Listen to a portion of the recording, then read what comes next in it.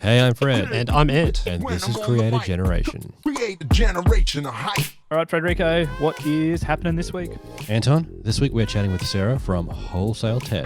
So they'll pay me 225% commissions. I don't get that immediately. So I get 100% the first month. I get 100% the second month if they stay subscribed. And then I get 25% on the third month. Now, Ant, I know I say this every week, but there were some fantastic points here, especially because we always get asked about what it's like to run an affiliate program or have an affiliate link to a product online. And Sarah talks all about that, including how you actually make a lot of money from that. And she also talks about how to basically get someone else to do your editing, something YouTubers find really hard to do. Frederico, before we get started, we've been working really hard in the background on our own online course called Change Your College, the online college just for content creators. Check it out at changeyourcollege.com. That's CHANGER college.com. Let's get into it. Let's get into it. All right, we're here at Creator Generation with Sarah Crisp from the YouTube channel Wholesale Ted. Sarah, welcome. Hello, thank you for having me on.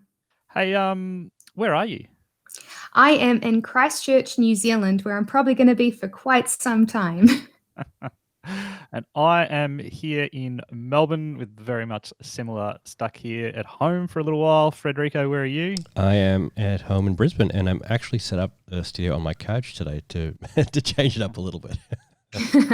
Comfy. I'm in my bedroom.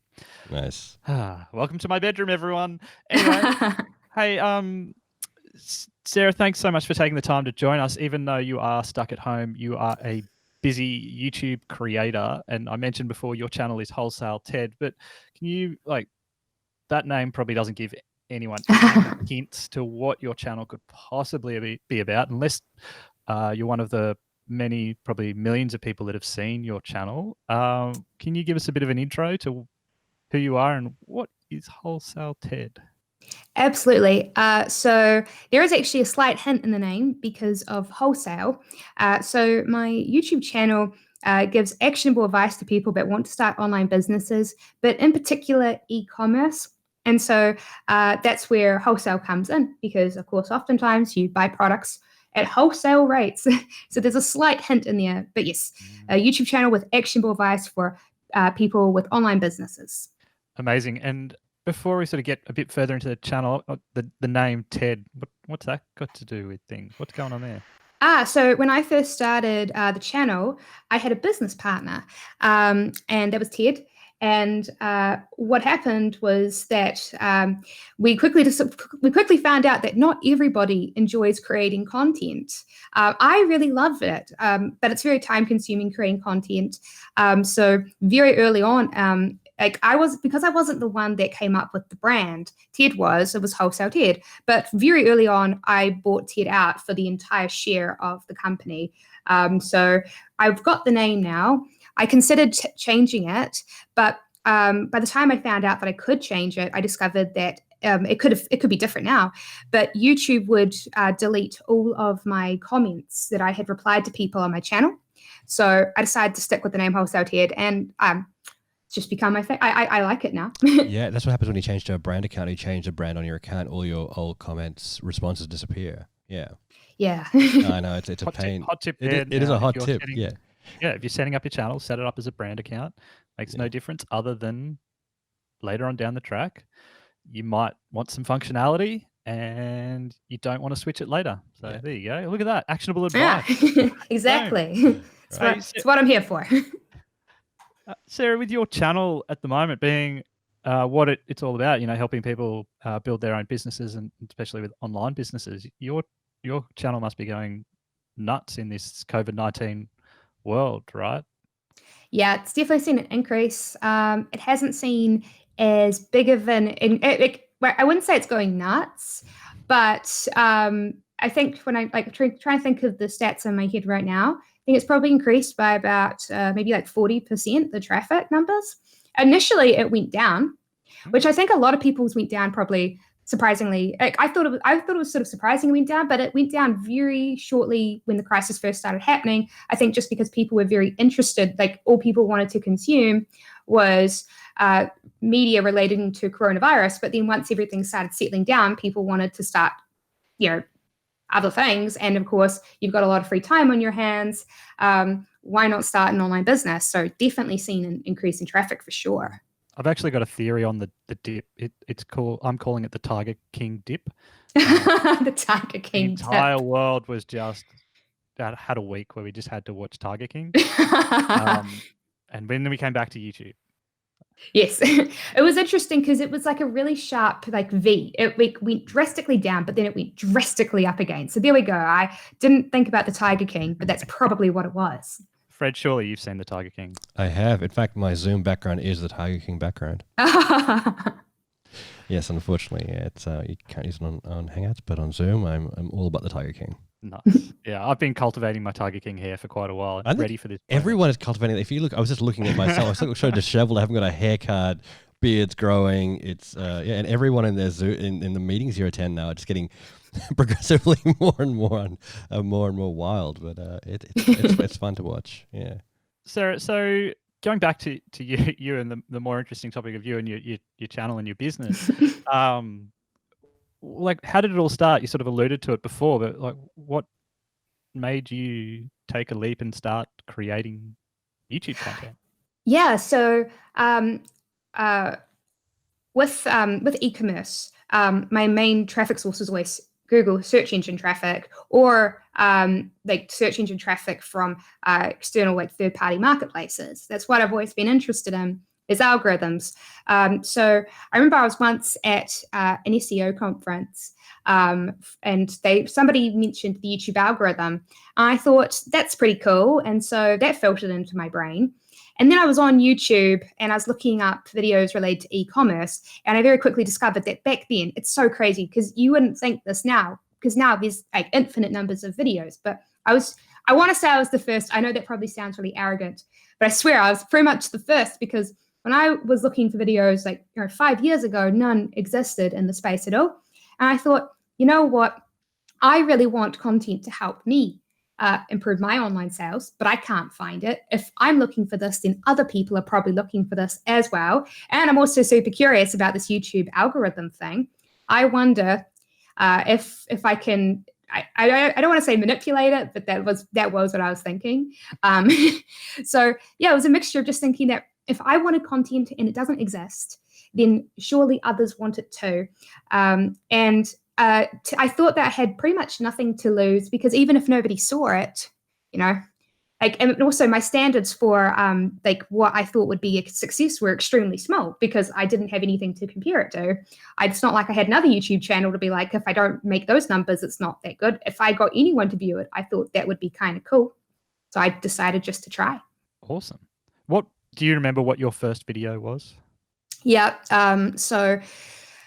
It was a slideshow mixed with screen capture. So it was just showing people how to set up an Amazon account if they live outside of the United States, which is very different to the content that I create now. But back then, I didn't have a camera, and I would never have, to be honest, back then I wouldn't have considered getting a camera, because back then it wasn't like there wasn't anything around like teaching you how to start a YouTube channel, or at least nothing that I knew of. So the idea of buying a camera and like not taking a risk per se, but just jumping in seemed kind of strange. So I was like, well, I'll just make I'll talk over top of a slideshow, and I'll also connect it up to me recording my screen showing how to do it. And so that's what it was. It was so basic. And from there, did it do what you wanted it to do? Is it like what? I guess I didn't, to be honest with you. Back then, it's not that I wanted it to do anything. What I wanted to do was to see if I could, if I put videos up and I made it friendly for YouTube's algorithm to be able to discover it and understand it, to see, I was just curious at the time how it would do. And I knew of ways that I could monetize it if it did take off. Once that video did take off, to be honest, I can't remember the exact traffic numbers, but like they took off enough that I was like, oh, this one, if this one worked out, I was very lucky. My very first video was a success. So I thought, if this is a success, then I'll keep making more. So you sort of alluded to that, like you already had an online business or businesses before you started making YouTube. Are you keen to sort of shed some light on what they were or are? Yeah. So I had a store that sold video game hacking accessories. So like mod chips and what they're called flashcards. It just lets you do things with your video game consoles that were not intended. You can use them for illegal purposes, but to be honest, I myself wasn't using them for illegal purposes. You can use them for many, like lots of different things. You can install really cool firmware onto your consoles that allows you to play video games in regions, because a lot of video game companies will region lock their systems. So like a game might get released in Japan and they never bring it to New Zealand or the United States, but you want to play it, but you can't play it on your system because of regional differences. So that allows you to import games. So I was doing that, and also had an SEO agency, and worked in the consulting field in affiliate marketing. So that was my initial thought. I was like, well, I wasn't thinking of YouTube in terms of e-commerce. I was thinking this could be a really interesting passive source of income down the road to connect with affiliate marketing. But I didn't start it with the intention of like this definitely being because back in those days, like, you know, again, like I knew nobody with a YouTube channel. I didn't really start it to become a big business thing. I thought it had the potential, but the main purpose was just out of curiosity. Mm. And as your content sort of grew, like how did you start coming up with the ideas around, you know, what people specifically wanted to see? So I guess that was actually quite interesting. That was definitely I guess in retrospect, a challenge, because I didn't have any other YouTube channels in the space to look at. I couldn't look at other YouTube channels making content on e-commerce and say, oh, these videos are popular, they will do well. I pretty much used I would just think about what I wanted. What did I want? What content would I want? And then I made videos based on that. In time, it evolved. As more channels entered the space, I would watch their YouTube channels and then make content based around like looking at what popular videos they had, and then think, well, I'll use these as ideas for my own. Although as time has gone on, I've now gone back to just thinking more about content that I would personally find valuable, and because I'm like because I'm interested in my own niche. I can use myself in many respects as a yardstick for trying to figure out what other content people would be interested in too. Okay, but I mean, the content can be quite technical. You explain how certain affiliate schemes work, or how drop shipping works. Things like that can be very technical and require a lot of research. Do you find that you have to research topics a lot before you come up with them or develop them? No, well, I guess this is the thing, right? Because I know so much about it already. Because like I do this, like I don't really have to. I don't have to do. There's some things that I have made videos on where I've had to research them, especially if I want to look at case studies from other people as well. But I mean, I can write most of my videos I write just based off of information I have in my own head. Interesting. And have you found that over time, there's always, is there an infinite amount of things you can talk about when it comes to e-commerce, online stores, and running your own business? Or do you think, it's definitely narrow, especially given what people are specifically interested in doing?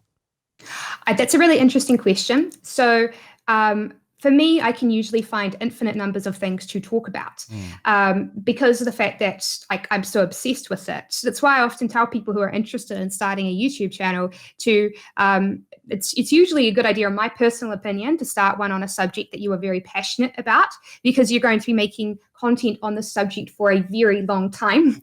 The challenge is not so much me being able to come up with things to talk about, because I can always come up with things to talk about. The question is just, can I keep other people interested in the things that I talk about? And one of the really challenging things too is that over time, some of my audience becomes advanced, and then I get new people into my channel. And those new subscribers, they're often beginners in their online business, and they're still learning things. So trying to create content that works for everybody is definitely that's the bigger challenge. What you said, you used yourself as the yardstick to what to make, but then there's obviously that conundrum you just mentioned. So how does someone like yourself, how do you address that? Yeah, that's a really great question too. I think, I think like in terms of that, then you've got to be very empathetic to your audience. So everything I do with my YouTube channel, I'm constantly thinking about my audience. Before I put as I am writing my script, I'm thinking about, will my audience want this? Will my audience want this? And so when I'm trying to make my content appeal to like my beginner audience, I go back to myself in my earlier stages of my business, and I think, well, what things were driving me? What was I thinking about? What was I concerned about? The concerns you have when you're just starting an online business are often very different to the concerns that you have down the track. So I can still use myself as a yardstick on the condition that I can stay in touch with what it was like and not become out of touch with my audience. And when you're developing these concepts, do you actually get much feedback from the audience itself? Like, what are they saying? What are they after, or is it mainly driven by you? So I also have email newsletter that so I advertise a free ebook, and there are many reasons why I have that free ebook. And one of the reasons for that is to get the ebook, you have to put in your email address, and then that means then that I've got a really big direct list of emails I can contact directly. So I send out surveys to that to be able to get content ideas, and I ask people, what content do you want?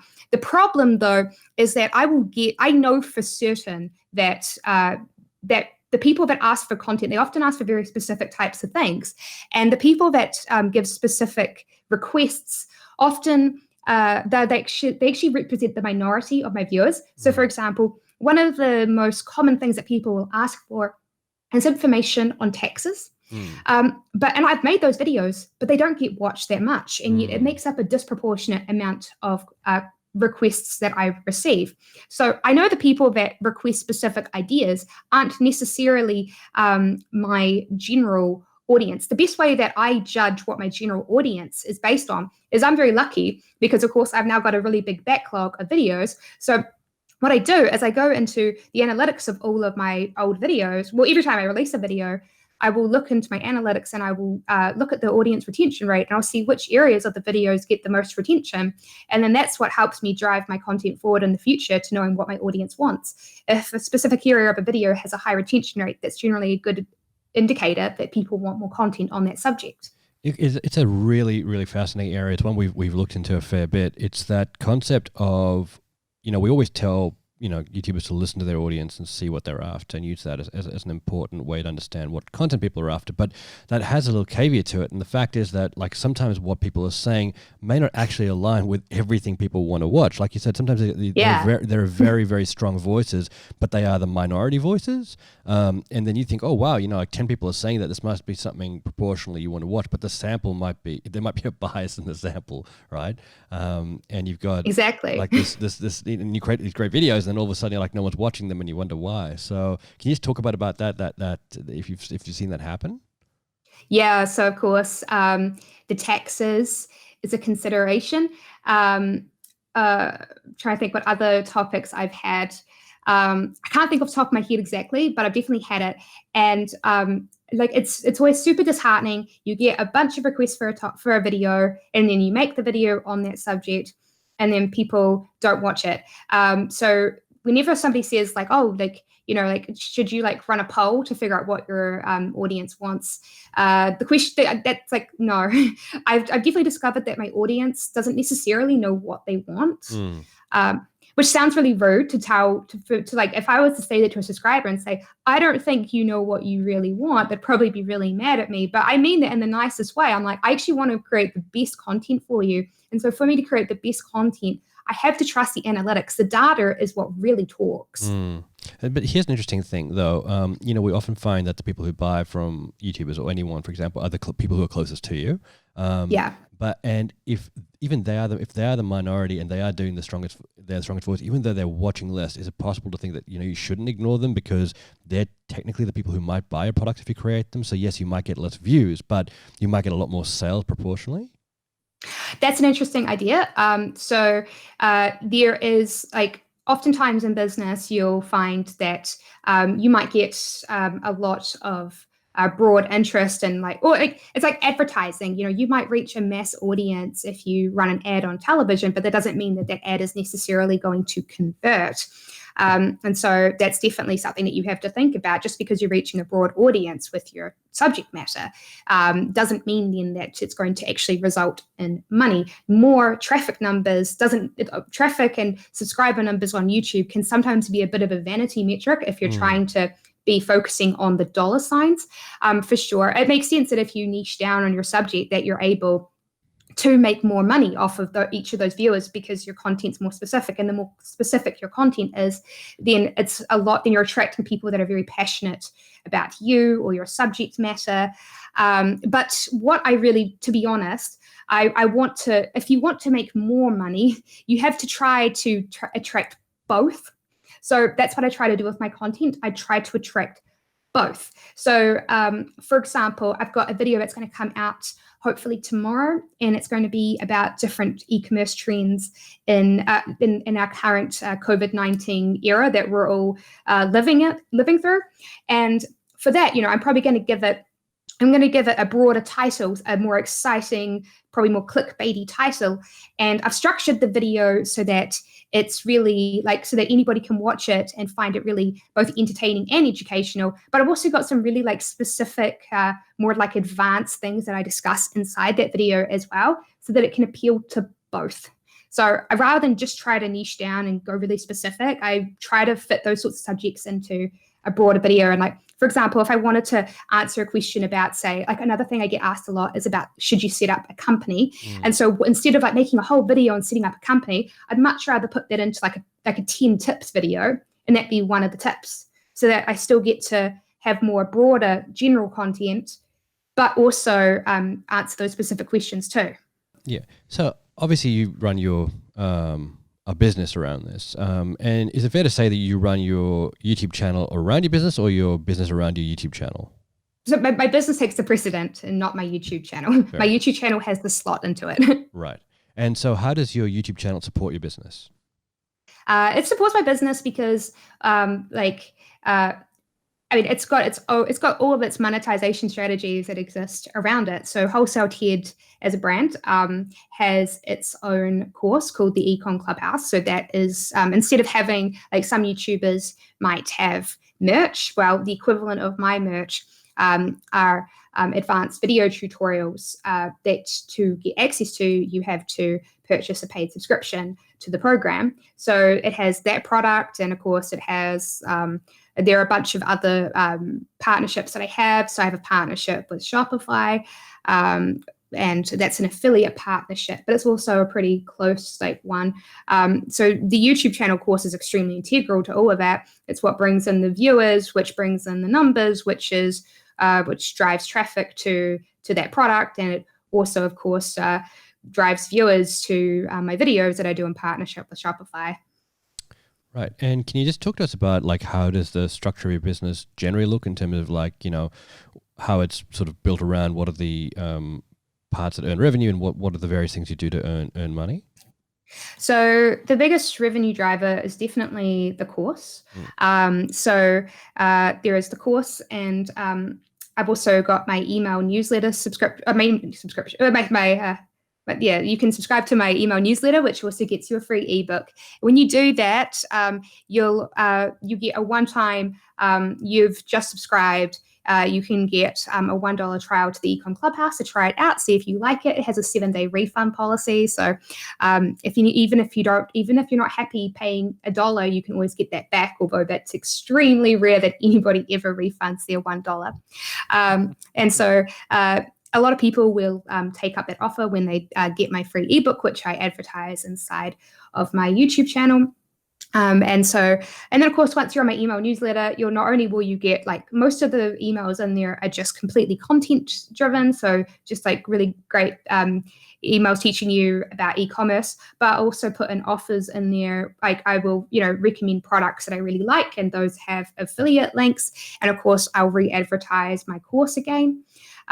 So my email newsletter, I consider kind of a source of revenue because it drives people back to my other sources, to my other ways to monetize. And of course, I've got my affiliate partnerships with Shopify, and my next biggest one is with a service I love called Place It. I will, in some of my videos, very few, not all, mostly in very tutorial specific videos on the YouTube channel, I'll post affiliate links into there. So that's another source of revenue. And the AdSense money from the YouTube videos for me is surprisingly, like, it's a lot more than what most other YouTubers would get for an audience of my size. So those are my streams of revenue. Okay, and we've talked about this before. A lot of YouTubers do use affiliate links, and time and time again they say, it's nice to have because you click on them and you get a little bit of money. But you said the other day, and it's very interestingly, that affiliate links are actually a big source of revenue if you're smart about how you do them and who you create an affiliation with. Yeah, that was so funny. So yeah, I was at that event with you, and when you said that, I was just like horrified to hear this idea that affiliate links would just be the small source of revenue.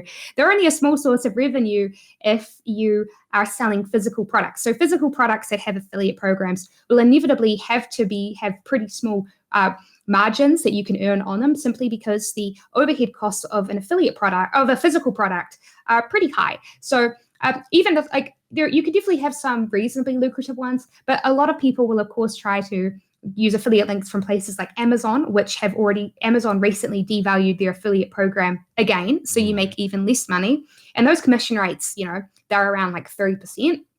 Whereas you take Shopify, for example, if somebody subscribes to Shopify with me, because it's a digital product, it has very few overheads. And it's also in a market where it's similar to like banking, where banks will pay really huge commissions to get customers in the door because they know that they're going to keep them for a very long time. Shopify are very confident in their product, and they know that if you subscribe to them, that you're probably going to stay subscribed for a very long time. So they're willing to pay a lot of money up front and make an upfront loss because they know they're going to make a lot of profit in the future with their digital product with small overheads. So they'll pay me 225% commissions. I don't get that immediately. So I get 100% the first month. I get 100% the second month if they stay subscribed. And then I get 25% on the third month. But that shows you how the difference, you might sell a $300 camera. If you get 3% commissions, that's $9. If I sell a Shopify subscription and I get 225%, that's like over $60 commission right there. And one is a $29 sale and the other is a $300 sale. So affiliate marketing can be extremely lucrative on the condition that you're selling products that are actually benefiting from affiliate marketing. So it's not going to be right for everybody. Not everybody's going to have good affiliate programs in their niche, but obviously I do. And so, it works out to be pretty profitable for me. That is awesome. That is. I'm standing here listening to all of this stuff that you do, and it's amazing. And then I'm thinking, how the hell do you do all of this? And I think a lot of people listening would be thinking, what? How is this possible that you could possibly be doing? And we haven't even sort of dived into the mechanics of making content. And I think, hopefully people by now, if they've been listening to the podcast and are really interested in the space, understand it is not that easy to make a really great video, but there's all of that as well. How do you do it? So automation. I remember like a few years ago, I made a video about this actually. I pretty much burnt out on my business because I took on too many tasks. And I didn't actually calculate how long each of those tasks would take me. So every week I was working long hours and not achieving the results that I wanted. And of course, this was burning me out. So the way I fixed this was somebody in like an entrepreneurial group I was in got me to get what's called the productivity planner. There are many productivity planners. This was literally the name of this one. And what you had to do was each day you had to put in the tasks you wanted to do. And then you had to guess how long it would take you to complete each task. And then you would write that time estimate next to each task. And then at the end of the day, you had to go back and actually write in how long it really took you. And that was when I discovered that I was underestimating the amount of time that it was taking me to complete all of these tasks. So I hadn't actually calculated this correctly at all, and I had taken on an impossible amount. So that was when I started to restructure and change everything. And YouTube was a big problem in that regard, because I was so used to e-commerce where you can automate a whole lot of stuff. But with YouTube, there's still manual processes involved as long as you yourself are the presenter. If you yourself are the presenter, and if you're on a technical subject like me, I have to pretty much write my videos because I'm the only one that knows anything about it. It's rare knowledge. I can't just send it out to someone else to write my videos for me. So automation. I try to automate as much of it as I can. So like, for example, I very rarely edit my own videos. I have a video editor who edits them for me. And I'm just constantly looking for ways to take tasks off of my plate and either automate them with apps or automate them with staff members. Amazing. How do you start that? I mean, I think we brought this up when we were at a YouTube event not that long ago in New Zealand, although it feels a world away. I think we see YouTubers particularly sort of very scared to hand over editing. They're like, how could I possibly hand over my creative output? It won't be mine anymore. But at the same time, editing is probably the most time-consuming task a YouTuber could have in the content creation process. So how did you like, was that hard for you to let that go? No, so that was one task that, to be fair, video editing was never a part of my burnout. That was more like the monetization side, which I was taking too much on myself. But in terms of the editing, that was something that I immediately knew I needed to get off of my plate. So after my first, I can't remember how many, it was probably like 3, maybe like my first 3 videos where I was slideshow talking on top of PowerPoint slides. I then went and was like, this is surprisingly working out. This is kind of cool. Maybe I'll get a camera. So I got a camera and I filmed myself. And then I went to edit it. And I was like, wow, this takes so much longer to edit than my slideshow videos. There's no way I'm going to do this. Why would I do this? This is a waste of my time when this is a task that someone else can do infinitely better than me. So from the very beginning, I had a video editor edit my videos. It's definitely true that you will over time build up a style with your editor. When you're making your own videos, you will have a style. So I've built up that style with my video editor, so it's been easy for me, of course, because it's been a collaboration. Whereas for people who have been making their own videos, they'll have their own style, and it will be difficult initially. I'm sure there will be a lot of kinks involved in trying to get another editor to be able to replicate their style. But it's just like with any staff member, you need to be willing to go through a process where for maybe the first 3 months, you're not actually making any money and you might be adding more time to your plate because you have to go back and forth with them. And you might think, well, why am I hiring this person? It's taking me longer now. But it's because you're making an investment now into your future. You can't expect an immediate payoff from hiring a video editor necessarily if you have a very specific style. But it will definitely pay off into the future. And I have a friend, I think he might have been on here before. I won't out him in case he doesn't want to be outed, but come on. Let's give him a good, cool code name at least. Cool code. Dr. Roboto. What's that? Sorry, what? Dr. Roboto. Dr. Roboto. He was spending like 5 days a week to film and edit and release his YouTube videos. Well, I convinced him to get a video editor. And then I went and talked to him a few months later, and he's like, oh yeah, like now I work 2 days a week and I have 2 YouTube channels. So I'm making way more money than I was before because I'm releasing more videos, and I work like just a fraction of it. I work 2 days. I got 5 days gained. And so then another friend of mine, Mr. Roboto too, the same deal. He was in a worse situation. He was extremely stressed out. He was working 6 days a week, very long hours on those days so that he could then have 1 day off free. He was like, he has a very specific style, and he's like, there's no way I can give this to a video editor, and I also don't want to give up the money. And I was like, nah, you have to do it anyway. And he resisted, and then I came back to him a couple of months later, and he's like, oh yeah, I got a video editor, and now I work, like 3 days a week now he works, but he also uses 2 other days to work on his own personal passion projects.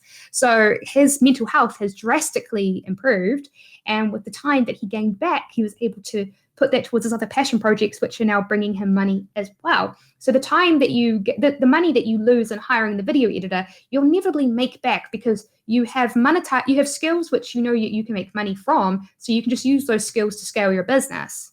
Amazing. So just be Dr. Roboto, be Mr. Roboto, and Yes. you'll be fine. Hey, I want to Yes. I want to ask you about your audience and sort of how that's developed over time, and like what kind of people listen to your channel, because there's obviously a distinction between creators who create like entertainment content, for example, versus how-to creators. A lot of how-to creators find their audience sometimes a little bit transactional, like come there for a little while, find out what they want, and then they move on. How do you build and develop your audience long term with a how-to channel? That's so funny because it's true. Like I was thinking like, a lot of people would probably be surprised because my audience is less transactional. So it's definitely true. A lot of how-to channels have a very transactional audience. They want to come in and they want to watch videos on a very specific type of subject, and then they go away. And this is actually a big reason why when I first started my YouTube channel, I was obsessed with search engine traffic within YouTube's algorithm. Now I don't actually care for that traffic at all because I've discovered that I have less retention rates. The audience is way less engaged and they subscribe at a much less rate. The much more engaged audience are people that come in through browse and people that come in through suggested. And those are people that aren't just on YouTube for a transactional reason. They're people that are just interested in, like, they just want to be on YouTube and they just want to watch videos. And so that's where I get most of my subscribers is from that audience. So, I mean, they watch me because they enjoy learning things.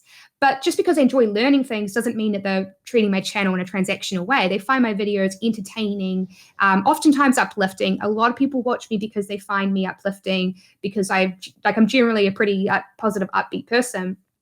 So my videos are uplifting, they're positive, and they're learning something at the same time. So my channel doesn't just fall into the educational space. It also has a slight like entertainment twist as well, because people aren't just there to learn things. They're also there for just the experience of watching me too. Interesting. And have you found them to be a very positive audience? Like, do you get a lot of trolls within the audience, or is it just generally very positive and very, business-minded people who are there? Well, right. So no, I've got a huge demographic thing as well. So my demographic trends way older than most YouTubers that I talk to. So my audience pretty much starts at the age of 25. From the age of 25 up, that's the vast majority of my audience. Anytime my videos hit a younger audience, the number of trolls I get massively increases. But generally, my audience is pretty respectful. You definitely get some trolls. I've got one troll who will come into every single one of my videos and harass it. But what I've discovered by going to YouTuber events is that, I thought that was like maybe just like me, like maybe I've just attracted these people. And they're like, no, I have them too. Like literally everybody has them. So generally my audience is very positive. There's a huge range of people. I genuinely have some people that don't have any interest in starting an online business that just enjoy watching me. That is one subset of my audience, especially my accent. My accent is what generally is. That's what draws them in, is my accent. I was very interested in that. Yeah, and then I have the people who are new to starting a business, and then I've also got like a really like a surprisingly big subset of people too, who like they watched me when they were first starting their businesses, and they've been with me for years, and now they run successful businesses, and that's what I mean. I have to balance it out, my content for them as well. So I've got people like all like across the ranges. I want to talk about your accent for a second, because obviously you're from New Zealand, and I presume your audience is a lot of audience you have from like the US and from Europe, I'm guessing as well. Yeah. Do people immediately realize where you're from, or do you get a lot of questions asking like, where is this interesting accent from? So yeah, almost nobody. My accent is just such an interesting topic of discussion. Very few people pick it initially. Some people will think I'm trying to put on a fake Australian accent, and I'll be like, "What a terrible fake Australian accent!" It's like, well, Wait, let me tell you. I want to hear that accent. Come on. The fake Australian. I can't do fake accents. G'day, mate. G'day, mate. No, I really can't. I get Come on, that. bro. Come on. Yeah. Bro. Oh, Hey, bro. yeah. That's a terrible accent. Sure. It's a bit- Sure, bro. No, do a New Hey, Zealand Hey, bro. accent. Bro, you hurt me, bro. Do people get But you to I- say certain words wanna though? tip, Like there are bro? certain words that New Zealanders say that are very, very Chop. strangely said generally for the world. Have you ever? Yeah. So of course, anything that involves the letter E, and it's a real problem because my YouTube channel is literally Wholesale Ted. Yeah. So, I can't say my own channel name because everybody thinks I'm saying Tid. Right. So if you said peg, what would that sound like? Pig. Pig. Exactly right. Like, I don't even I already hear it, but Yeah. the worst is I used to, back when I could travel, I'd go to a lot of Magic the Gathering tournaments, and you have to the word dick gets, you say it a lot, so I couldn't Wait, ever, you say the word. have You mean deck, right? Deck. dick. Dick. Dick. You said the word dick is here right. I am. I heard dick. I hear it. Word I got dick. you. Yeah, and the worst thing though is I'm sitting across, and generally generally I'm usually versing off against a male, and you have to you have to use that word constantly, and you have to be you have to say can I cut your dick? And then you're like, oh. Yes. Good strategy. Good strategy. Put them up. Do you Sure. do you think being a Kiwi in this in the space and in the niche that you're in, do you think that helps you stand out as well? Like, even though people are confused sometimes about what you're saying, there's not to be an American bro or a Gary I don't know. Vee. To be honest, I don't know. It's some people, they'll be like, I wonder if you're at an advantage because, number one, I'm a Kiwi, that makes me interesting. Number two, I'm a female, and that's very rare in this niche. And some people will be like, that puts you in advantage. But I don't actually know, because I get just as many people who say, I love your videos and I love your accent. It's so cool. I get just as many other people that say, I literally can't stand your voice. I can't stand your accent. I'm really interested in the subject matter, but I'm going to click away and I'm not going to subscribe because I can't stand your accent. So, and also, and I think it restricts the number of people that subscribers I can get from Asia, because of the fact that for them, they're already oftentimes watching content in a language that isn't one that they feel super comfortable with. So they want to be able to understand an accent that they've heard on TV and media. So they come along to me. That was why the people that often say that I'm saying words wrong, they're more likely to be coming from Asia, because they simply just never heard that accent before, and it's understandable. So I think that it limits my audience that I can get from Asia, because of the fact that they just haven't heard a New Zealand accent before, it can't understand the words. So I'd say it helps me just as much as it hurts me. But I also think that it's an interesting question, that it should never stop anybody, because you can't help your accent, it doesn't, you should just try anyway. And just deal with the cards that you're dealt in life, rather than be concerned about be like, oh, I wish I had a different accent. It's well, you have this one, so let's run with it and make the most of it. And what I'll often do these days is one of the top, I'll often pin a comment at the top that will make fun of my own accent. So I'll be like, you heard this word, this is its actual meaning. This equals this. This equals this. I love that. It's you. It's part of who you are, and there's no point, like you said, trying to pretend it's not who you are, and letting that stop you, or trying to change that, because I think that would be incredibly energy draining to pretend to be someone you're not as well. And then just leaning into it and owning it is bloody brilliant. I think that's... Yeah. So I have a friend who he's not on YouTube, but he's in the affiliate marketing space, and he tested to see them by just saying that word right then, tested. He tested two videos against each other. There are two sales videos for a product he was selling. One he did in an American accent, and one he did in his New Zealand accent. The American accent video did get 20% more sales. He made 20% more sales with the American accent, and that was pretty much the only difference in the videos. However, he was like, look, I know I could make more money if I presented videos in an American accent, but it's not who I am and I don't find it comfortable. So I would rather just present videos as I am so that I can have a much more enjoyable business. Okay, before we move on, can we give this person a name as well? Oh, yes. Captain Not America? Captain Not America, yeah. Or Mr. Kiwi, because he's... Yes, he is a Kiwi, Mr. Kiwi. Mr. Kiwi, Captain Not America. I like that. That's good. That's cool. Like, yeah, you've got to live with what you're making and doing. I think that's pretty important. And it's important to enjoy what you're doing too. Federico? I was going to say, before we round out these interviews, we always ask for your top 3 tips for any budding YouTubers out there. Cool. So I guess tip number 1 would be that too. So you've got to enjoy your YouTube channel. I don't recommend, especially for your first YouTube channel, don't make it on a subject that you're not passionate about, because when it takes off and when it's successful, you're going to be creating a lot of content on the subject for a very long time. I've watched a lot of YouTube channels in my space burn out just simply because their creators got sick of making content and it wasn't something that they started out being passionate about. They only did it for the money. So make sure that you're actually really passionate about it.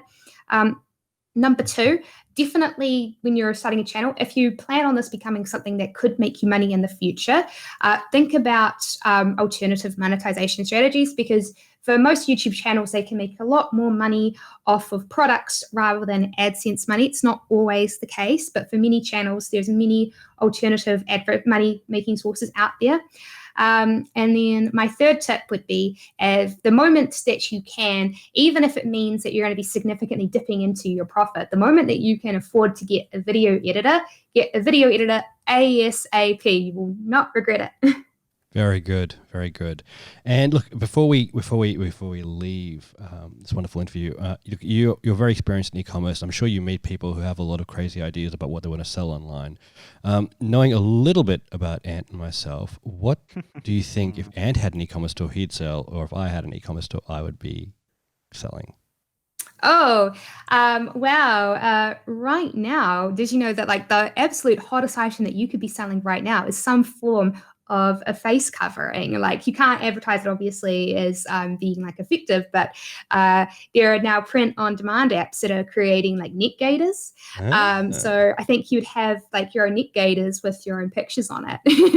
Have like your photos on it. Awesome. Nice. And you could like get other people's faces printed on your own one. You could walk around in public being somebody else. Like, you could. One day I wouldn't be try on other surprised. people's skin Well, in a I just non-creepy way. Yeah, I'm waiting for somebody to start sounding like, because you know how you can get like your dogs printed onto socks. I'm waiting for someone to do it so that you can get dogs printed onto your own neck gaiters. So you walk into the supermarket and you have pictures of your dog all over your face. Awesome. I have socks with my dog on it, so I'm probably in that fan, and I'm probably going to look at that option. Nice. Awesome, Sarah. Thanks so much for being with us and joining us on Creator Generation. You've had some really great tips. Thank you. Thanks, Sarah. Creator Generation on the mic.